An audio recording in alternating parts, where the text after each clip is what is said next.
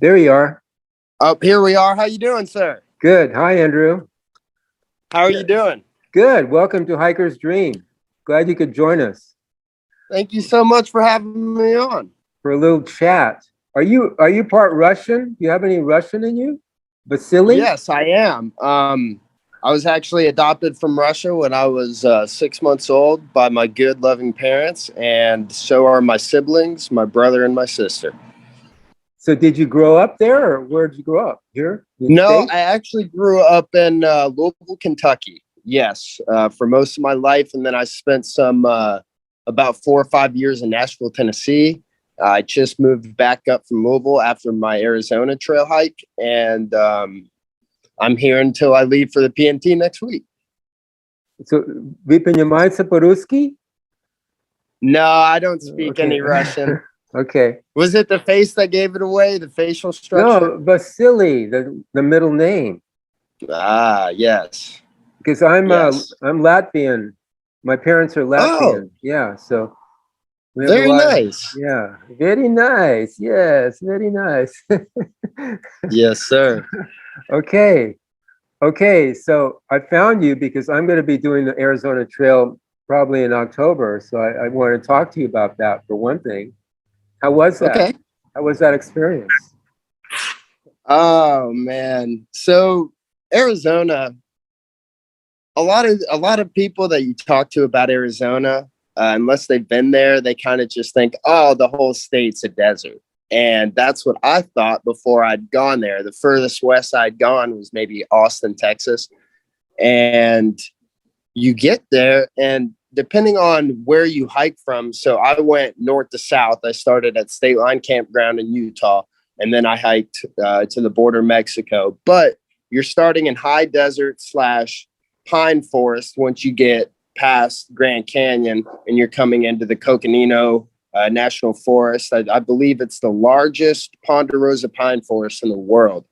Um, so you kind of start off low desert, and then you walk yourself into the pines, and then obviously you're walking through the Grand Canyon. So that's an absolute treat. That it's got to be the most beautiful thing I've ever seen with my own two eyes, was walking through the Grand Canyon, getting to experience millions of years of this earth being made and all of the different rock formations, and just it was absolutely stunning. And then you skirt yourself down through Phoenix and then through Tucson. You go through the Mazatzals and the Four Peaks. And after Pine, Arizona, you drop into the desert. You're pretty much in the desert from Pine, Arizona, all the way to the border. So that means the water carries get different. Your food consumption gets different. You're not hiking in the middle of the day anymore. So from like 12 to 2 o'clock after Pine, I would be trying to find rest, shade somewhere if you can find it. That's the problem. Yeah. Arizona is beautiful. It's desolate, very desolate, but Arizona's special. It's just special. It's spiritual. It's me not having a lot of experience out west. It's so vast.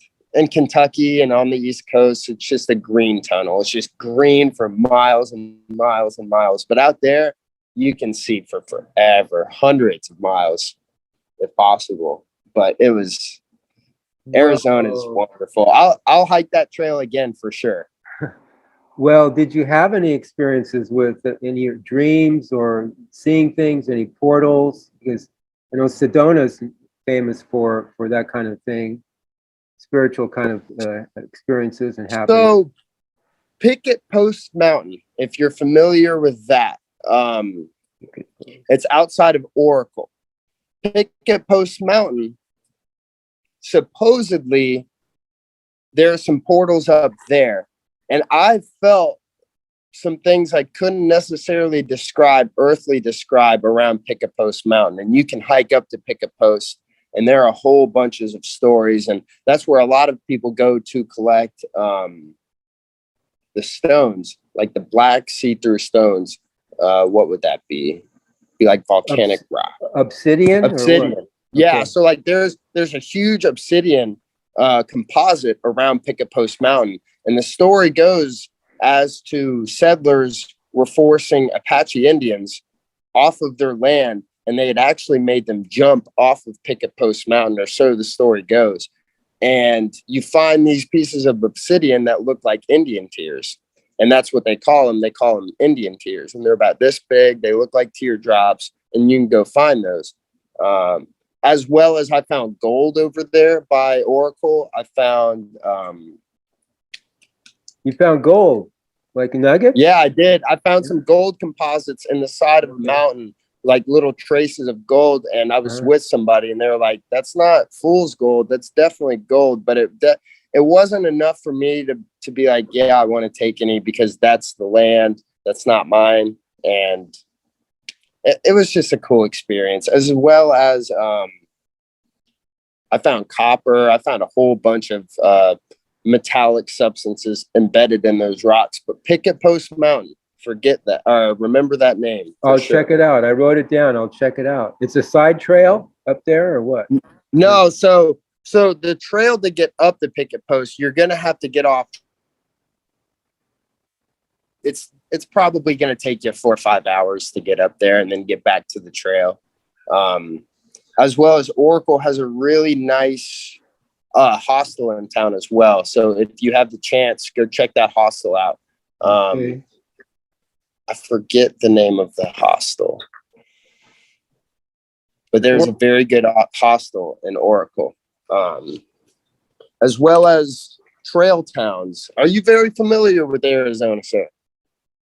I spent some time in Sedona and Cottonwood. I was going to buy some property out in Cottonwood once, but I've spent maybe a couple weeks in Sedona. That's about it. Okay. Yeah. So my favorite trail towns on the Arizona Trail would have to be Kearney, Arizona, very small town. It's one road, pizza shop, post office. You can usually call the pizza shop guys. And I think it's Old Town Pizza is the name of the joint. And they will actually come and pick you up from the trailhead. Oh, They'll give you rides. They're very nice people. There's a couple other hostels in Kearney. Kearney is fantastic. The people are great. If you get a chance to go hang out in Patagonia, go hang out in Patagonia. It is a hiker's dream town. It's a very small town, but it's got everything you need. The people there have to be the best people in the world. Just a very small hippie community of just people that are willing to do whatever it takes for these hikers. And I found Arizona very friendly. It was a very friendly state. As opposed to down here in the South, it's a little bit more different. You do have that Southern hospitality, but people don't pick up hitchhikers where I'm from. So, was this your first long distance hike or medium distance it was. hike? Okay. It was. So I have a good, decent background in backpacking growing up, going to Red River Gorge, the Sheltoe Trail. My friend Wonky had actually just decided to hike the Florida Trail last year. And I came and picked him up in Pensacola, and seeing the transformation of my friend go from a boy to a man. Right. And just these changes that brought about his persona to a whole new light. I was like, man, I'm really jealous of what you just did. I'm really jealous of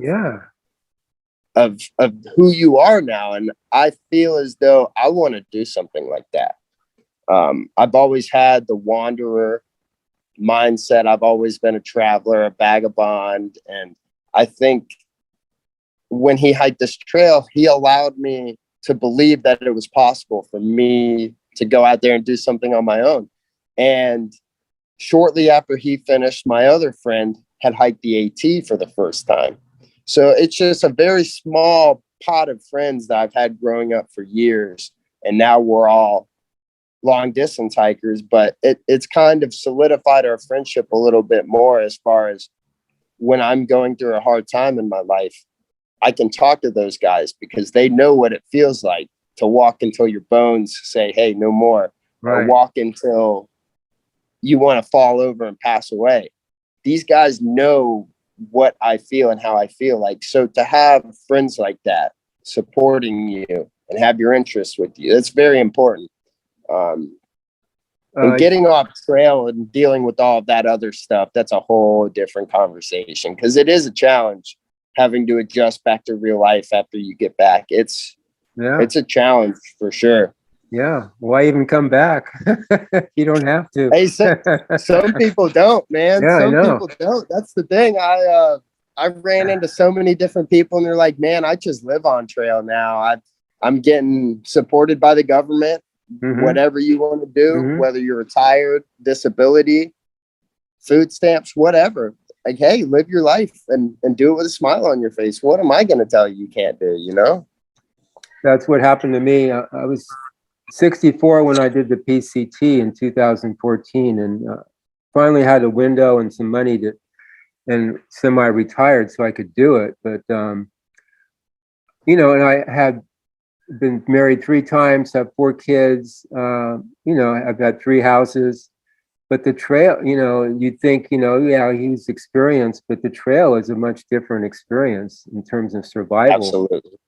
I mean, you can survive in civilization, go through the routines and get a job and all that stuff, but it's not really survival. It's just playing the game. But here you really have to, you know, like take care of yourself. And it really was an experience in respect, you know, self-respect and confidence. And, you know, you get a taste of real survival.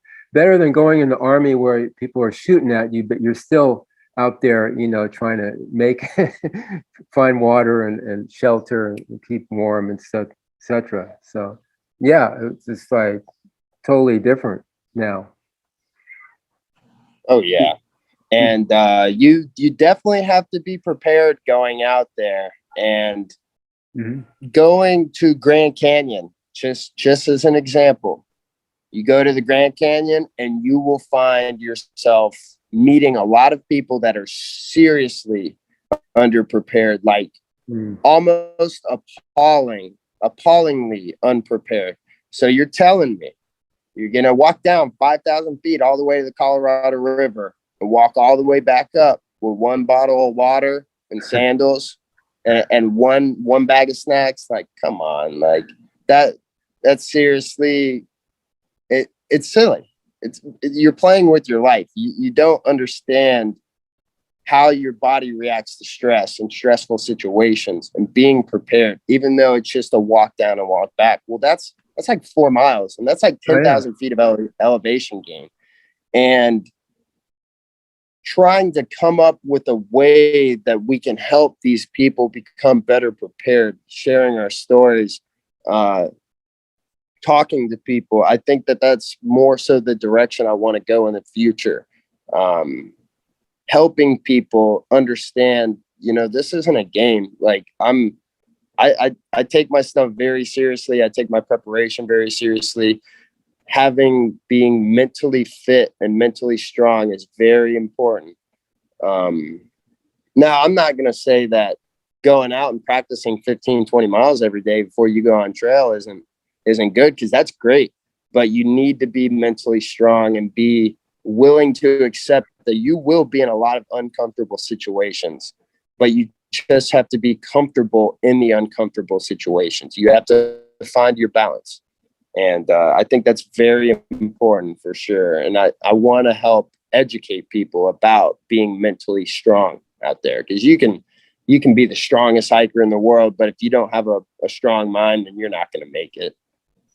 Yeah, that's very, very right on. Yeah, that's why I'm doing this too. I'm starting these interviews because I see it as a template for even living in civilization. You know, the support that hikers give each other and the community that's built.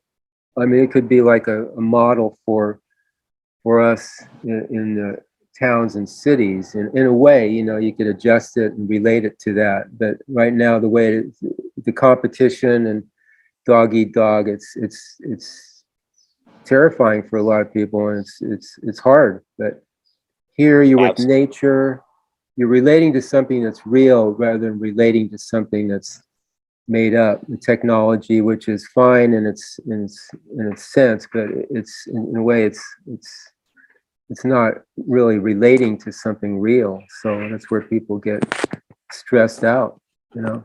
Absolutely. Did you hike with did you have a trail family?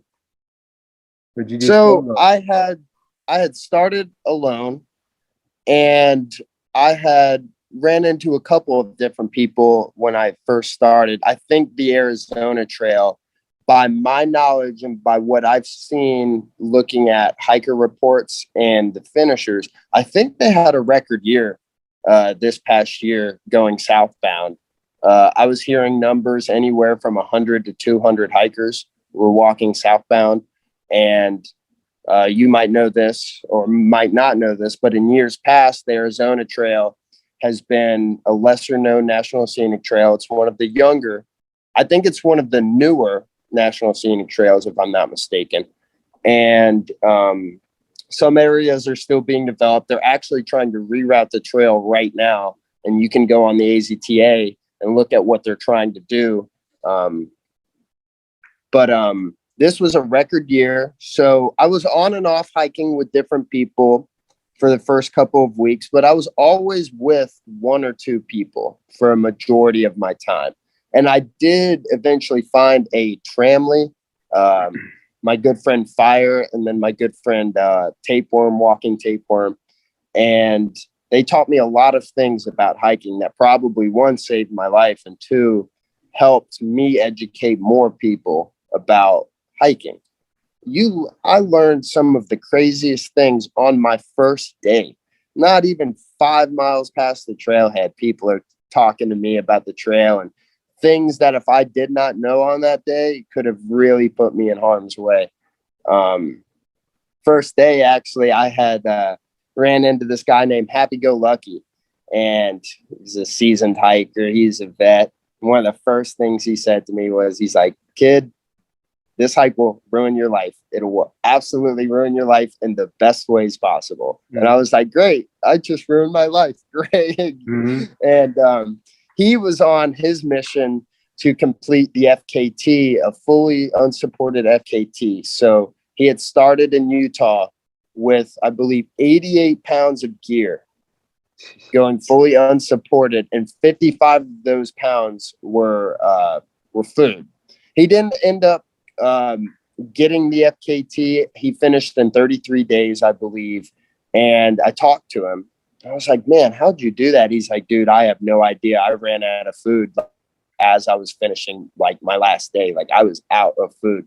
And I was like, "Dude, that's insane."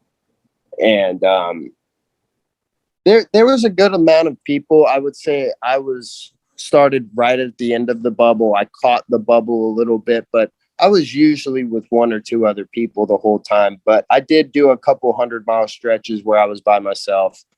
And that's an experience that if you can take it, because hiking by yourself, you get this pure sense of yourself and what you're doing. And you don't have any other stimulations. You don't have somebody to talk to. It's just you and your thoughts in the ground beneath your feet. And it's a magical experience.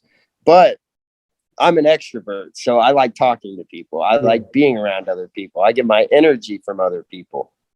And one, it's a lot safer to hike with other people. So I highly suggest you hike with other people. And if you're an experienced backpacker, you can go out there and try that stuff by yourself, but at least have some sort of a GPS communication device to where you can get out of a sticky situation if you find yourself in one. It's very important if you want to go out there and do these things by yourself. But either way, solo, not solo, take a GPS, take a Garmin, tell your mom or your dad where you are, or your friends, whoever's taking care of you. Just let's be smart about this gear stuff, guys. It's 2022. I have a Garmin InReach Mini. It's this big and it weighs like 3 or 4 ounces. It's like $300. Just spend the money. Mm-hmm. It's safe. It's going to help you out, and you'll have it for a long time. That's how I feel about that. But there was a lot of people on the Arizona Trail this year, a lot. And I'm going to go ahead and safely assume it's going to maybe double next year or the year after that. What month did you start? What month did you start southbound? I started southbound on October 6th of 2021. Okay. And It's about when I'm going to start this year. yeah. Yeah. Okay. So, So, and then I finished December 8th. okay. How many days is that? Did you count? Let's see. December. Oh, you took a while then. I did take a while, but I would say that I will say that I believe I took a lot of zeros. Mhm. I did. I took a lot of zeros. I took a lot of double zeros. I caught my stride in the last 300 miles where I was probably cranking 27s, 30s every other day. And that was my sweet spot, about 25, 30. But I probably was actually hiking for about 40 days or so. But you know, I was out there on my own adventure. Like, Yeah.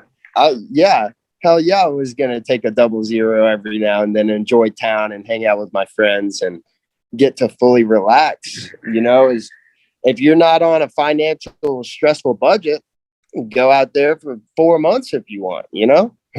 Yeah. How long? How much?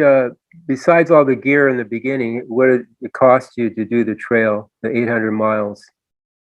So generally, I would say for backpacking purposes, living on trail, and this may have changed, but depending on where you are, I believe they say it's like $1 a mile, and Yeah.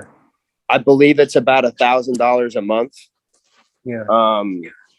But I think I spent total of about $3,000 to $3,500 total in my 2 months, which is a little bit more than what I was expecting. But Yeah,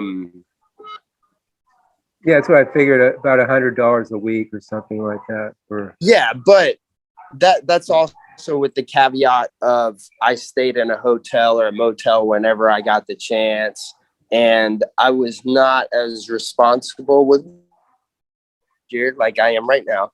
And between my gear, buying all of my gear, and the actual trip itself, I was probably around like the $5,000 to $5,500 range, I would wow. assume, and that includes airfare as well.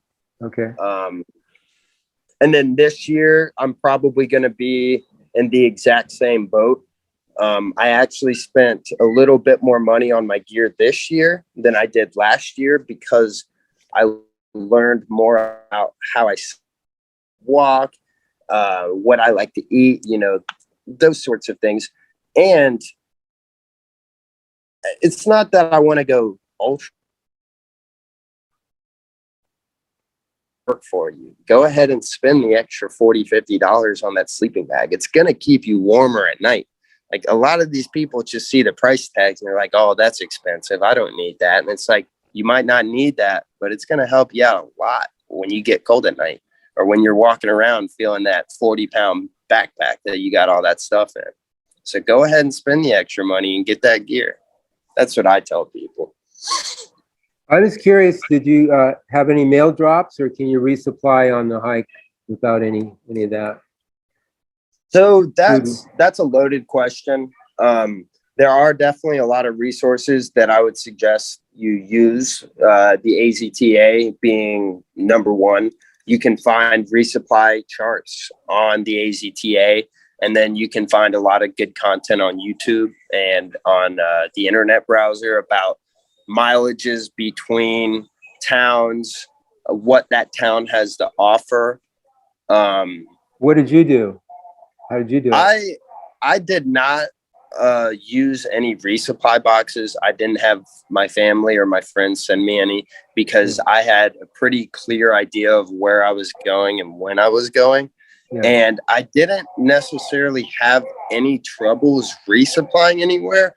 There is maybe one spot that I would consider mailing something to, and that would be a little bit before I would send one if I could do it again. I would send one to Lake Roosevelt because the resupply options are a little bit. It's a little iffy. I would look into sending one to Lake Roosevelt, but other than Lake Roosevelt, you've got pretty good options and you can make it work for sure. But what I necessarily didn't understand last year is that northern Arizona is a lot more expensive than middle and southern Arizona. It's a lot more desolate. You might want to think about sending some packages up to, like, let's say Jacobs Lake. You can do one. You can send one to the Grand Canyon, but they had some options if you're willing to spend a little bit more money. You can get away with it now, but it's going to be a little bit on the expensive side, and you might not get the selection that you're necessarily wanting. But yeah, I didn't have any problems with resupply whatsoever, I wouldn't say, other than Lake Roosevelt, where it was like, man, I might be eating candy for 2 or 3 days. Yeah, right. Sometimes you get, just to have the junk food available, so to speak. Yeah, you eat like a total raccoon out there. Yeah. Okay, so we're kind of at the end here. I like to keep it to a half an hour, but one more question. What did you become more aware of during your hike? Or what did you become more aware of? Let's put it that way. What are you more aware of since hiking long distance? I'm more aware of 2 things. I'll give you 2 things. One, okay. I'm more aware of my body and what I'm capable of and how powerful the mind is. The mind is a very powerful tool, and a lot of people underutilize their mind. The mind's the most important part of your body. You can tell your mind that you can do anything, and your body will allow you to do it within physical capabilities, of course. How powerful I am and how much energy I can emit and I can use. And then the other thing is, don't listen to the social medias and the newses and other people. This world is full of great people, man. There's a lot of good people out there willing to love you, willing to house you, willing to feed you, willing to clothe you. And I ran into some people that I will think about for the rest of my life. They took me in and they treated me like family. They treated me like a long lost cousin they hadn't seen in years. And to feel that kind of love from another human being, I can't quantify that feeling right now. It's still so special and so raw, and taking that and pushing it forward and paying it back to those people. That's how we go about all of this. I'm paying back what people paid me, and that's how all of this keeps going. Trail magic, that's just good people doing a good deed. We need those people. Yeah, you got it. That's good. And your trail name, I didn't catch that. Andrew, you have a trail name? I am Grit. Grit? Yeah, Grit. G-R-I-T. Okay. Yes. Got it. It's been a pleasure, Grit. Okay. Yes, sir. I appreciate it. Yeah, let's keep in touch, and please send me any photos, videos, links to anything that you contact information, and we'll put it at the end of this video. Okay, cool. Yeah, great. Yeah, send me whatever you end up doing with this interview. Yeah, I will. Wherever you end up posting it. I've got an editor, but I'm still trying to get the techie part, figured out. I've got a YouTube channel here, but I'll send you that once it's edited, probably in 2 or 3 days.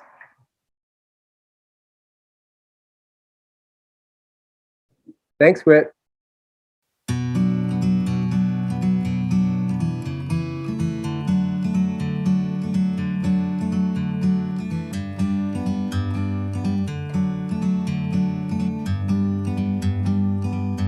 Like a bird on a tree, I'm just sitting here. I got time, it's clear to see. From up here, the world seems small We can sit together.